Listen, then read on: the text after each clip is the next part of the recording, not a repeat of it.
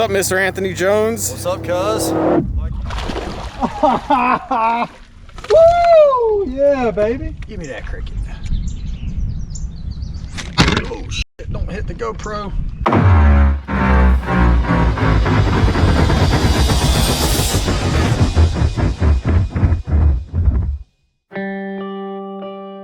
On our first successful year as a company making it, we had an anniversary retreat over here at Patagonia Lake, my hometown lake, kind of the place that started all of it.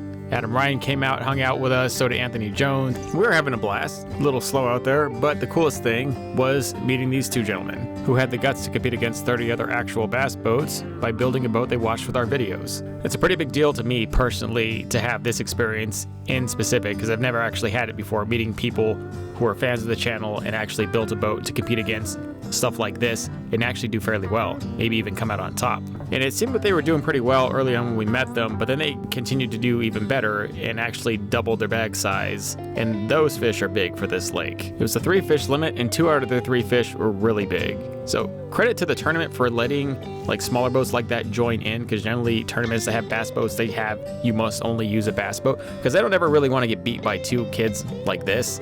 But that's what they did. These 2 kids went and beat everybody. It was one of the most epic things to actually see. These are like tales that people tell. We actually got to film it in real time and see it happen. Ethan and Anthony here came out here and proved that it doesn't really matter what you have. Sometimes you just got to use what you got to the best of your ability, and it really does come down to skill. And we did tell them when we were hanging out with them that if we ever were in a position to do so, we'd like to help them out with a boat of our own and see where that goes. And that's kind of where it left off until now. The boat runs fairly well. There's just a few things that I would make changes after the initial run. Plus, there's some upgrades that Ethan gave me that he wants on the boat because obviously this boat will be used directly in tournaments.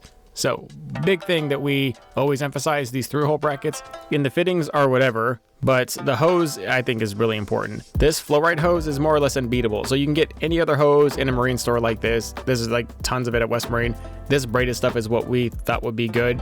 But it ended up kinking and it just didn't perform terribly well. This stuff has a PVC lining in it, so you can heat it up with a heat gun and then bend it, and it will never end up like this. It will just stay that way formed after being cooled like this. That little one right there, the 3/4 fitting, is the one that kinks, and we just put all flow-ride hosing in there. I feel much better about the system. Another thing is that 36-volt Ultrex definitely changed things. We now had to stack 3 batteries in there, so we chose to stack 300 amp hour lithium batteries, which will give him an insane amount of run time. We had to put a whole different charger. We used a Real Pro charger for a very long time. They have a new updated model, the RS4, which will charge anything, lead acid, AGM, lithium. And though there are other ones out there in the market like this one is lighter than the rest of those, and it also just automatically knows what to choose. There's no longer you having to make sure you choose the right bank for the battery you use. It'll just do it. I would have preferred 3 100 amp hour minis, or just get one 36-volt lithium pack, which would have been way more expensive, but I would have saved a whole lot of room in there, which we had to turn that into a battery storage area. So I had to fix that later with 1 pack, but for right now we're going to have to run 6 batteries. That means 2 chargers. We're running the Noco Genius, which is the first initial one that we got here, and that's powering the house battery. We went from a 50 amp hour to a 100 amp hour house battery because that live well system did drain the 50 amp hour a little bit more than I thought it would. So we stuck the 50 amp hour in place for the graphs because this has substantially more electronics on it now. Plus we stepped down and we got a smaller starting battery for the motor. I know we had that bigger one right there. That one was a little tall for the compartment. And we got it because it was supposed to be a marine starting battery, but really that's just a marketing gimmick. You can get one for way cheaper at Walmart that is smaller with just as much cranking amps, and that's really all that matters. You just got to get terminals that'll fit 1/4-20, which will fit most ring connectors for most marine applications. Now people have caught on that lithium is the best way to power UHD graphs and black boxes for forward-facing sonar. So they use anything from those construction batteries all the way to small little golf cart batteries like this little 20 amp hour one. They carried around 2 of those and switched between batteries during the day, but the Power Queen 50 amp hour lithium is so small. It's 9 pounds, it's compact, and it's got more than twice of what the other 2 batteries combined were. You need a motor timer. They're extremely cheap. Get one on Amazon, stick it on your motor. You break in the new motor for 20 hours and then you service it. Then it's every 100 hours after that the motor needs to be serviced. And obviously after that, we had issues with storage because the batteries took up the 1 remaining storage we had. So we added a lot of these day boxes. Now 1 or 2 of these will give you a substantial advantage in terms of just stuff you need to access immediately here and there and on the fly. But enough of these will actually replace the need for you to even add more hatches in your boat. Now I know we're slightly drifting off topic here because this is a different boat, but I just want to show you this big wide open cockpit. This is very similar to the 1648 we're about to give away to Ethan and Anthony, in that this is a wide open layout with minimal storage. It's just kind of meant to be conservative, but serve a purpose, but you just need a little bit more. We have made all these drop-in mods and add-ons. These were meant to upgrade any existing bass boat or post-mod tiny boat that you've already built and just think you might need a little bit more. But then as I added 1, I started adding 2 and 3, plus some of our corner caddies and side caddies, and I found out that enough of these will just replace the need for hatches entirely. It was kind of addicting. I mean, I couldn't stop with just 1. I needed like 6. And if I had rod lockers, I'd stick them inside the rod lockers. If I had storages, I'd stick them on underneath the hatches, and you lift up and just have immediate access to your like now stuff. I took a boat where I wasn't terribly happy with the layout, and I was now happy with the layout. I plan to stick as many of these as I can inside any new boat that I do. Moving on to more upgrades, this thing, the little Lowrance Hook 4 that I bought at Walmart for $100, I think it probably belongs in a different type of boat. It performed very poorly. The only time it actually worked was when the boat was off. So we went ahead and upgraded it with this Garmin Striker 7CV. This fish finder performed substantially better than the other one for general navigation right there on the console. So the back here is getting kind of cramped. There's the new auto bilge, and then there's the current manual bilge that we already had in there. The fuel water separator, the gas tank. Max we could stick back there was a 6 gallon, but that's all you really need for a 25 horse. Now, as far as trolling motors go, I will say, I know we upgraded it to a 36 volt Ultra X, but the 45 pound 12 volt Minn Kota Edge pulled this boat at a very high speed. I was very impressed. I wasn't sure it would be enough for the boat, but it was maybe more than enough for the boat. But this thing, oh, it's too much power. I don't know what to do with it. Said no one ever. Well, maybe some people say that, but definitely not us, right? And we also put a turret on there. That is a secret turret. We'll be selling those. They are the cheapest one online, and they work phenomenal. We'll dive in deeper about these a little later, but the whole setup there on the trolling motor wouldn't be complete without an equivalent graph mount to hold your UHD fish finders correctly. We have generation 1 and 2 graph mounts. This one is our generation 1, and it fits 9 inches. Perfect. Possibly 2 10s. Anything over 10, we recommend the Gen 2. But what separates both the Gen 1 and Gen 2 graphs from any other fish finder graph on the market is that we have add-ons, like a puck holder up here, which works phenomenal if you have a GPS puck. Tool holders, you'll love that thing. And remember, we had the cup caddy on the side of that trolling motor mount. We got rid of it because we have a cup caddy now right there on the actual fish finder graph, which is a way better placement. Now that concludes mods for the boat, but the trailer, we still got to do some things to it. We had a preliminary design that we now can just slightly improve. I started adding these little steps right there in the front. Did it to the Starcraft and then did it to my main boat. It's just flux core and some pieces of scrap steel from the, the metal shop. And I tell you what, that's the most useful thing ever. We'll definitely show you that in a live demo when we launch and recover the boat later. We're just using Ace Rust Stop paint. That is the best primer and paint combo I know personally for trailers. It's just very robust stuff. I even painted boats with it.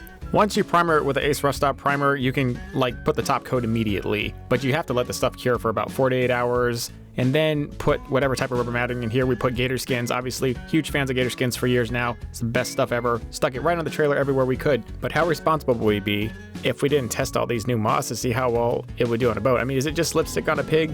Because it's a very basic boat, and does a better trolling motor and UHD fish finders really make things better? Yes. Yes, it does. It is totally worth it. In fact, it's worth it to make your boat conservative just so you can spend the extra money on the better trolling motor and graphs. Get in here. All right, I built this boat as solid as I could. I've had my moments with it. I give it my stamp of approval to be given away now. Only thing left to do is take a day's drive all the way downstate and put this thing on the water.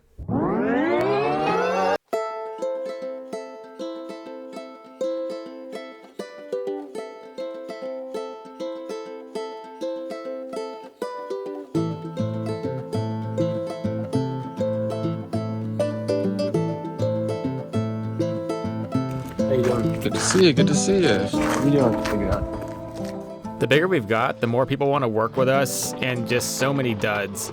People don't quite get the whole thing. We found out it's just better to kind of give some of these things away in a charity. The people who we have tried to collaborate with, like a sponsorship, say work for work, they always fall out short. They think they're more important than us. You kind of take a subservient role, like a step down, when you cater to sponsor somebody, and that person has to have really good work ethic and have to be solid, and there's just no way to vet them without being around them long term, and it's just a big pain. But we were able to see the work ethic and character from these two young men. I think they'll be pretty solid. Dude, that thing is the biggest thing I've ever seen. Look at that. straight killing it over here. Look at, he's all violent.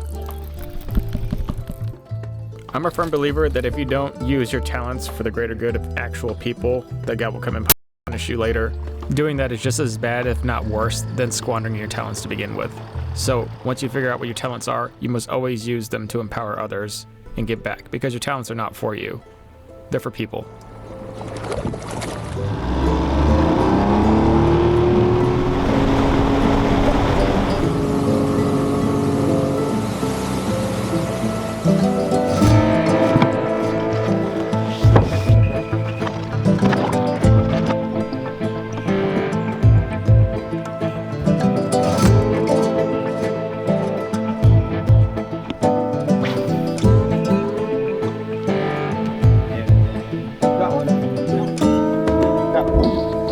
Oh, it's a giant. Get him.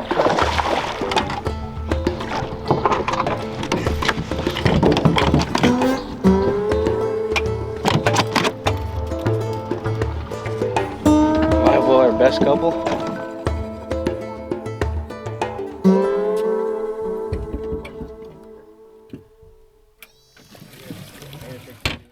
The performance of the outboard was one thing, because this lake has an elevation that makes all outboards run like poop, but it still planed 3 of us with a live well. Not very fast, but it still made it. But the boat's stability for 3 people in it was very surprising.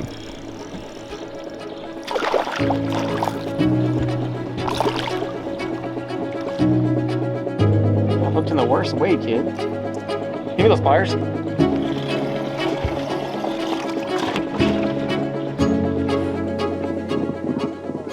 Yeah. Ethan, whenever he asks you how your luck is going, you always say, bad. The answer universally is no. Then they'll just keep asking you questions. If you just say no, they immediately think you're untalented and they don't want to talk to you anyways. You're of no value. Just say, nope, didn't catch nothing.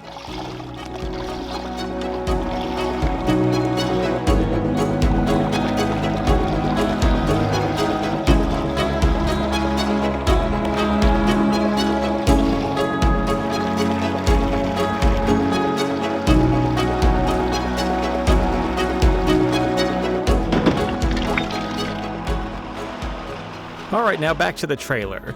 Remember when I added that front step? It was for this specific reason, so you don't actually ever have to get into the water. Not that it's bad to get in the water, it's just one less step you have to do, and I always tightrope it along that main beam. But ever since I started making these little side platforms right there at the tongue, that has more or less been eliminated. I don't ever fall in anymore, stay perfectly dry. Super easy to hook up, get back in the truck bed, hop on to the shore, and pull the boat out and recover it successfully. This more or less went fairly perfect, only slight mods needed to be done to the boat, then it was more or less ready to be given away. Unlike the budget build we tried to give away, we didn't store this boat, so no rodent damage could happen to it. It's just ready to go right now, and we just handed it off to Ethan and Anthony, who didn't join us today, but he's going to be on that boat later on, and they'll be sending us updates, don't worry. I had my time on that boat. I had a lot of fun building it. I didn't start this channel off making conservative builds. They were pretty elaborate and crazy concept designs, and I was against seats in there, but now in my older age, I do value what it is to sit down and motor out in a console, how comfortable it is, and that you may not need all those things. There are just simpler ways to take care of tackle storage issues and immediate on-hand things. This boat isn't my style, but I really did enjoy it, and if I had to use this boat for the rest of my time, like it was the only boat I had left, I would gladly be in it. But it's not the last boat, and I got something pretty serious for the next, so stay tuned.